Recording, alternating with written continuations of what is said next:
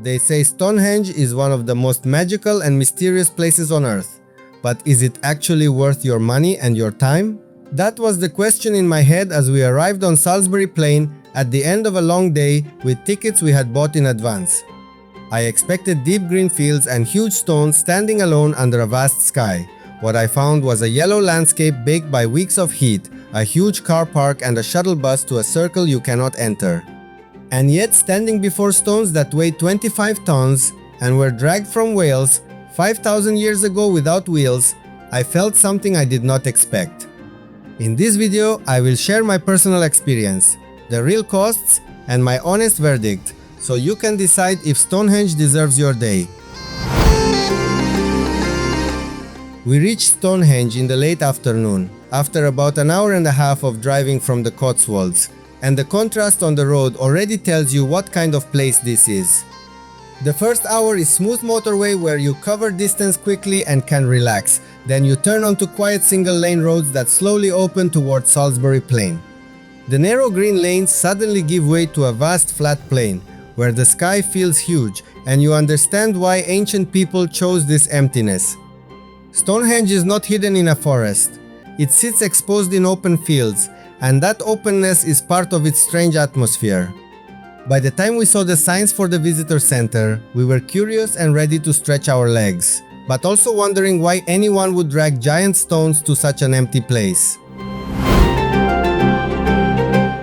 Pulling into Stonehenge, the scale of the modern infrastructure was the first surprise. The car park is enormous and feels more like an airport than a prehistoric site, which immediately lowers your expectations. Then came the second surprise, the color of the landscape. You know those perfect postcard photos where Stonehenge sits in lush green grass? Well, this was not that. The grass was yellow and dry after weeks of extreme heat, and I honestly felt I was looking at the Messaria Plain back home in Cyprus, not southern England. It is a strange feeling when your expectations are built on perfect images, and the reality in high summer looks parched and pale.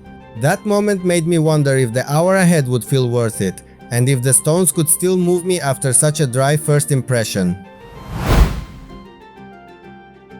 At the visitor center, we showed the tickets we had bought online for €60 for 2 people, and at the till we gave our car plate number and paid around €5 extra for parking, so plan for that small extra cost.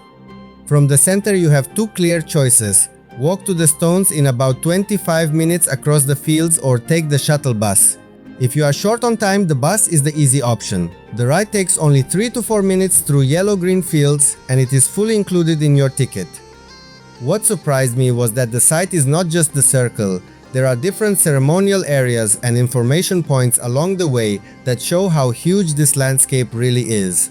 You can walk one way and ride the other if you want both the landscape and the convenience.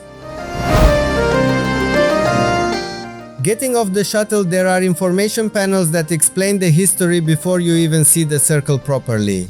And honestly, my first glimpse from a distance did not give me the wow moment I expected.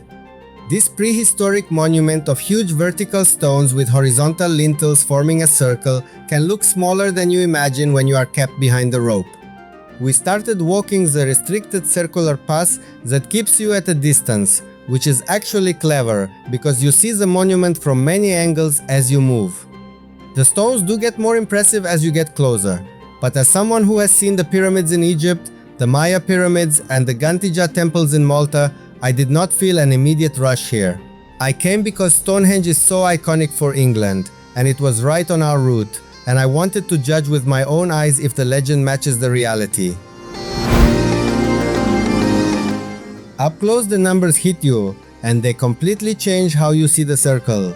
Each standing stone is around 25 tons and about 4 meters long, and they were first raised around 3000 BC, older than most of what we call ancient. Here is why that matters. These stones were moved from Wales hundreds of kilometers away at a time with no wheels and no metal tools, so every kilometer was pure human effort and shared belief. That fact shifted my perspective. The question is no longer how heavy the stones are, but why a community would commit so much life to one place. Archaeologists now think Stonehenge was both a ritual center and in its early phases a burial ground, which makes sense when you see how the whole landscape aligns with the summer and winter solstice. That precise alignment with the solstice, sunrise and sunset is not a coincidence. It tells you these builders were serious astronomers who understood the sky without writing a single word down. After the circular walk, I noticed the hill stones standing a little apart from the main circle, and like many visitors, I stopped for a photo before reading the panels that explain the wider landscape. One detail I remembered on that path was about Charles Darwin, who spent his last years proving that huge earthworm populations under the plain constantly move soil to the surface, which is why the stones slowly sink. Such an unexpected story from a man famous for evolution.